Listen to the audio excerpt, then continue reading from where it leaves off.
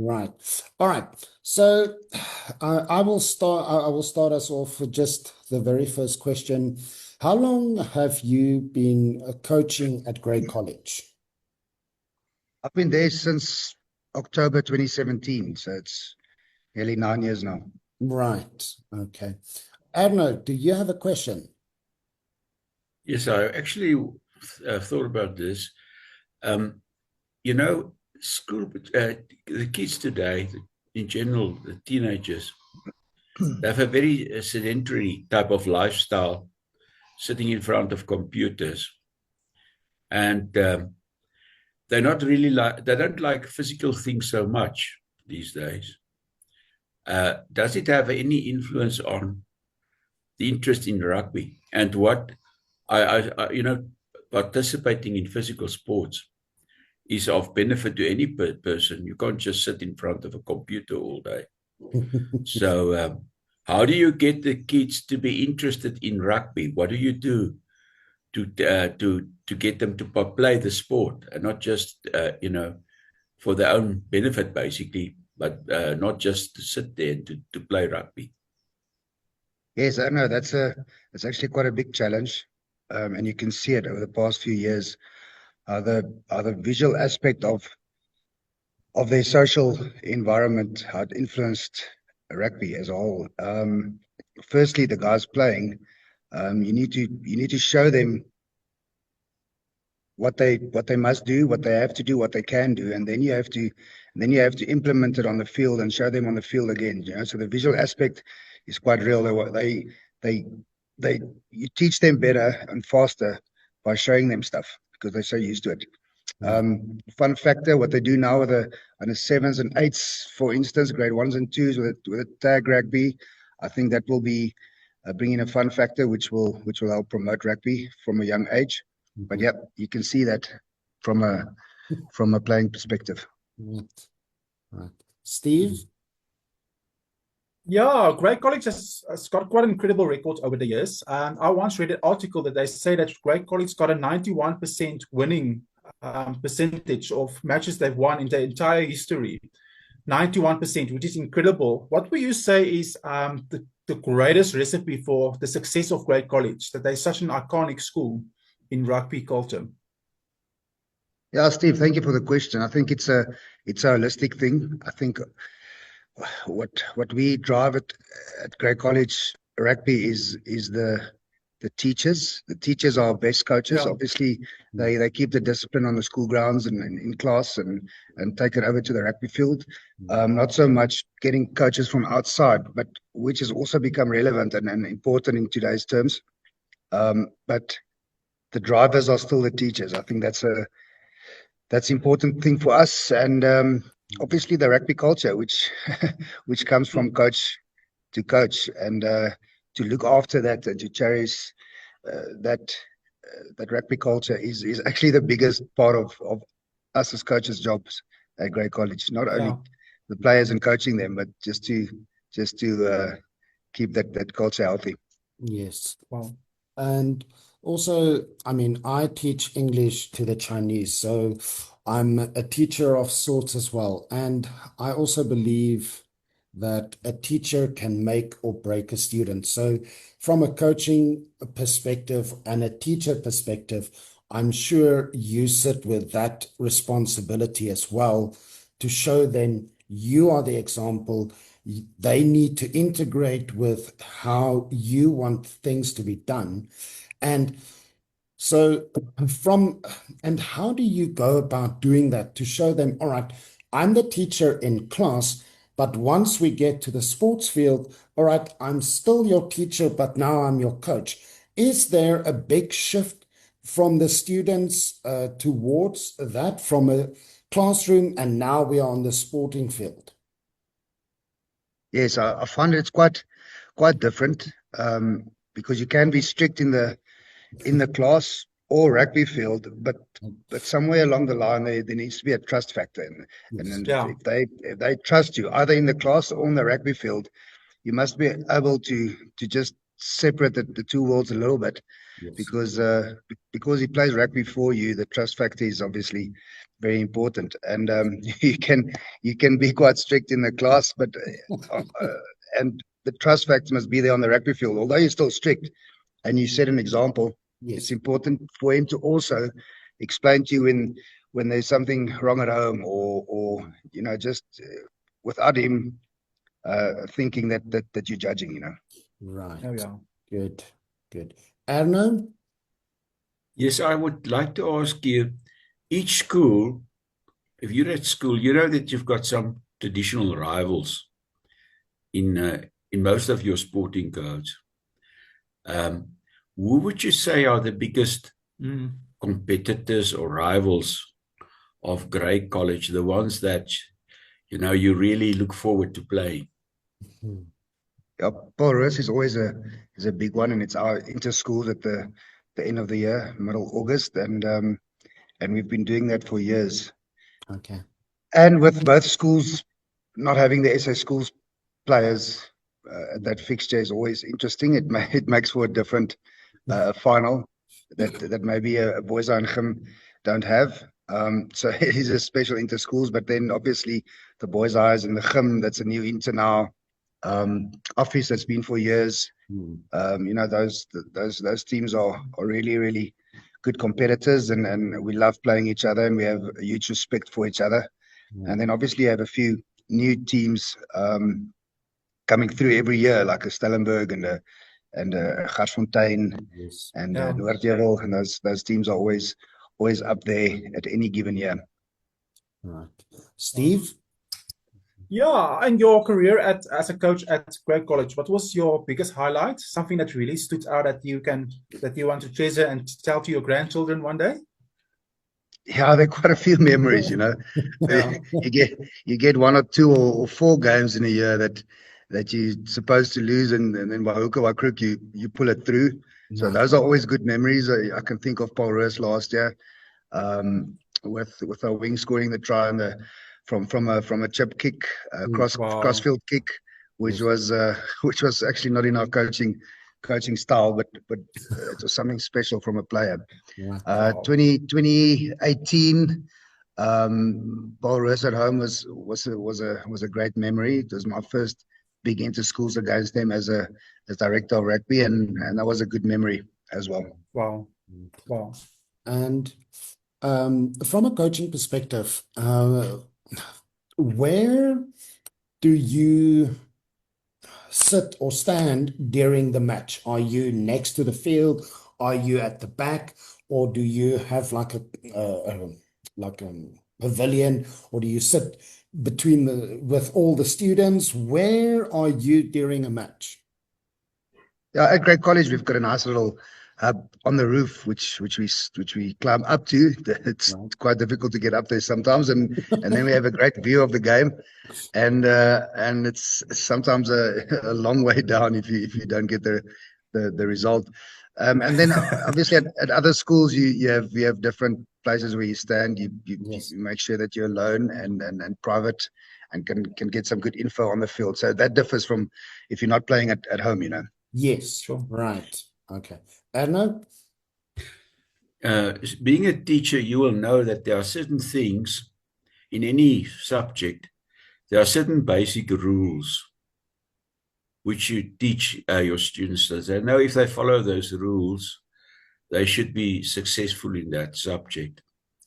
So when you teach your students rugby, what would you say are maybe the most important rules you teach them to make them successful when they play their games?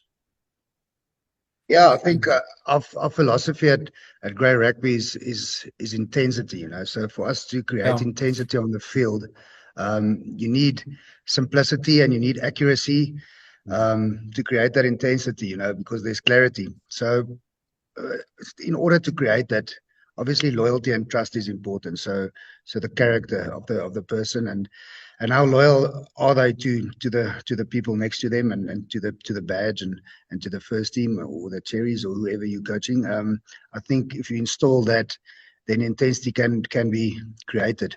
that's what we try to create Wow. there. Right.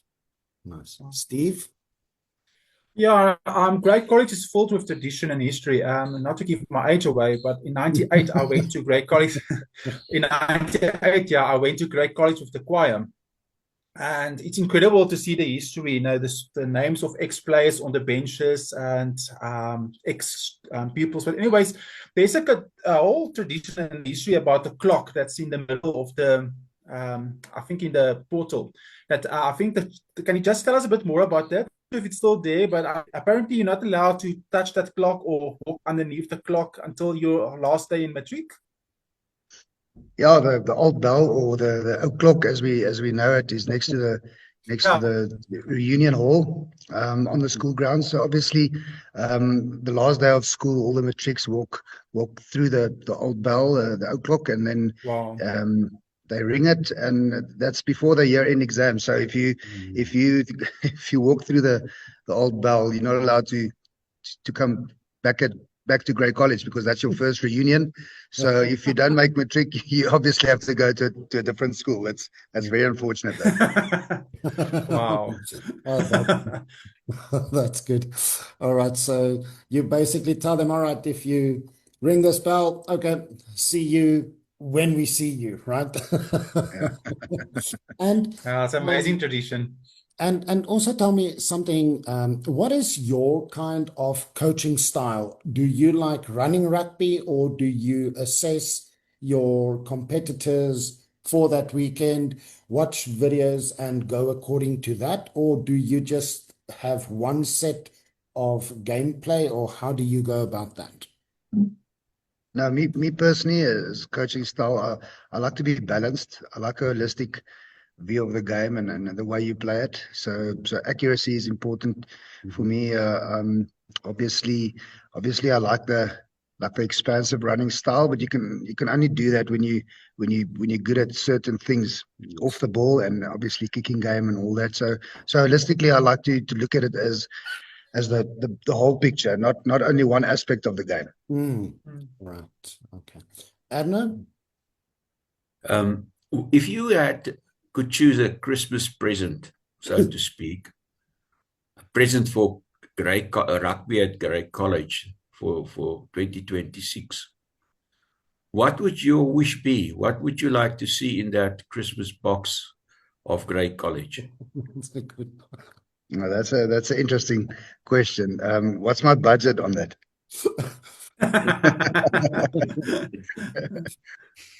No, look, if I have to think what will make our year special, because it's a gift. It's obviously less injuries and a good healthy season. You know, I think that's Absolutely. any coach's dream for his players, to be injury free and healthy. And obviously, then your success gets determined on all your best players on the field. You know. Yes. Right. Steve? Yeah, we all Great College when it comes to selection. It's always around 60% of the in the Craven team. In Free State, is there any school that comes close to Great College? Sorry, I missed that first part of the question. Oh, sorry. Okay. Yeah, in the Craven Week team, when it comes to selecting the Craven team, Craven Week team, the Great College always tends to have 66% to 75% of the players that makes up the team. So in Free State, it's very clear that they dominate Free State rugby. But is there any school in Free State that comes close, that gives Great College a good competition, or that tends to come through the ranks? Yeah, look, I think the schools in Bloemfontein they've definitely picked up after the few past years, and there's really good coaches in Bloemfontein at the top schools at high school level. Okay. We haven't played them in many years, so obviously we have a good connection and then a good communication between the schools and the coaches, picking the the relevant teams for all the provincial weeks. Obviously, we don't play them anymore, but we have a standard given weekend where we our C teams or our B teams play A and B teams, and our E and F teams plays smaller schools as A and B teams. So just to create opportunity for our boys as well to play rugby in Bloemfontein and to give them that exposure, because we're also in school in Bloemfontein, and we want to play matches in the Free State. Absolutely. But yes, I think there's a good healthy competition and communication between the coaches in the Free State. Oh, that's good. And regarding sevens, I know sevens at school level doesn't get that much exposure unlike the 15-man or 15-boy rugby. So with Grey College being a boys' school, so will you use the guys who play in the first team or second team, the 15-man, put them over into the sevens, or do you select completely new players for the seven side? Now, there are definitely players that the game of seven suits more, Yes. and doesn't Yeah. matter which team they played for the schools. Mhm. Yeah. Third team player that he can be a top sevens player, but obviously you try and develop other players in the game of sevens as well. Mhm. But to keep a Lam Gidesi off the sevens field, he doesn't take that as a rest. He wants to play. So then you Right. you also let him play. But obviously the injury factor is big, and Yes. especially us touring in December, you don't want to risk injuries. But these boys want to play. The more they can play, the happier they are. So sometimes you need to force them not to play sevens and give someone else the opportunity. But Yes. they also want to be part of that as well. Right. It's fun. Okay. Yeah. Arno? I just want to ask this because we may not know, but I suppose that there were a couple of students or rugby players from your school who made it to the provincial or the national team. Do you have an idea of that number? And also in your present teams, do you see people who could possibly progress to that level? Yeah, I think so. You're talking about the under 20 squad that's being picked now with Ethan and Iron and those Yeah. guys that are in the team there now. Very proud of them. And I think a guy like Yehia Barnhorst could feel unlucky. He got injured. And for a prop to be an 18-year-old in that team is it's not that easy, because you need to be box smart and you need to be fit enough and strong enough to play there. So no, very proud of them, and I think those players can go all the way. Yes, in the near future, hopefully we can have more players in that squad. The past few years we've had good representation from boys in that squad. I know Heinrich Tron is there as well. He's obviously a bit older, but now we have good representation in that squad. Steve? One last question for myself. A bit of a serious question. We all know that player safety is incredibly important. We just recently heard of a player that passed away, under 16 player that passed away. What measures do you as coach implement to ensure that players always stay safe on the rugby field? Because there's always that risk factor, and it's a reality sport, it's a physical sport. Yeah, that's heartbreaking. I think that the boy was from Alkmaar, if I'm not mistaken. That's correct. Yes. And look, it's not part of the game, but it does happen. It can happen in any circumstance and in any situation, which is very unfortunate. But obviously, you have your ER24 and you have your coaches and your SNC guys from the gym. That's highly qualified. So if there's an accident, obviously you can treat them in the right manner. So a guy like Jaco Kulain in the gym with us, he's very highly qualified, and he will be able to handle a situation like that, which I think is very important. And then on normal match days, you have your ER24s or your medical department that's there with your doctor, just to cover that risk factor. Right. Awesome. And also, this is very interesting. So, what position did you play at school? I played outside centre for Grey, so I was Oh, number 13. right.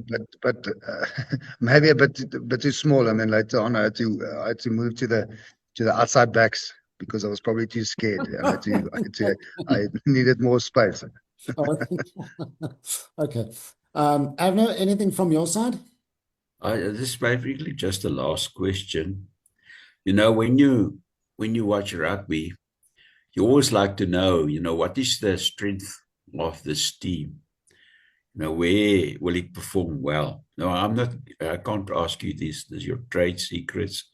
But what aspect of your first team would you say is maybe a strength or something that can make a decisive difference in the season? Yeah, I know that's a good question. I think this team is one of those teams that you can maybe compare to traditional Grey College teams. So they will never give up. They will play with intensity. I think that's their strongest points. We don't have superstars like we maybe could have seen the past 7-8 years in terms of big guys or the fastest or the best kicking or whatever that could have been. But we'll have 15, actually 38 players that you can pick at any time. That will do it for the badge, and they'll have intensity and they'll never give up. That's definitely a factor that's very, very pure and relevant. Right. Steve? Just from my side, I would like to wish you all the best for the season. I believe the Noordside tournament is going to be your first tournament, and then of course the St. John's Festival. So all the best from our side. Yeah. Yes, no, thanks so much, and also looking forward to playing Naji from Australia, which will be a big clash. Yes, absolutely. At the festival. It will be a first for us as well, and they're a very good team, so it will be a good contest. We had an interview with the coach of Naji a few weeks ago. Yeah. And they are very excited to come. They asked us some questions regarding South African public and the supporters, and we said, on the field, you want to bash each other, but afterwards, the South African hospitality will just engulf you. So they are looking forward to that. We are going to be at the St. John's Festival ourselves, so we will come and look you up. And we just want to say thank you from our side that you took the time. It's been really insightful, and we will follow your journey. We will stay in contact, and we will see you at St. John's. Thank you, guys. Been a privilege, and have a great day. Thank you for your time. Thank you. Thank you so much. Bye. Thanks, guys. Bye-bye.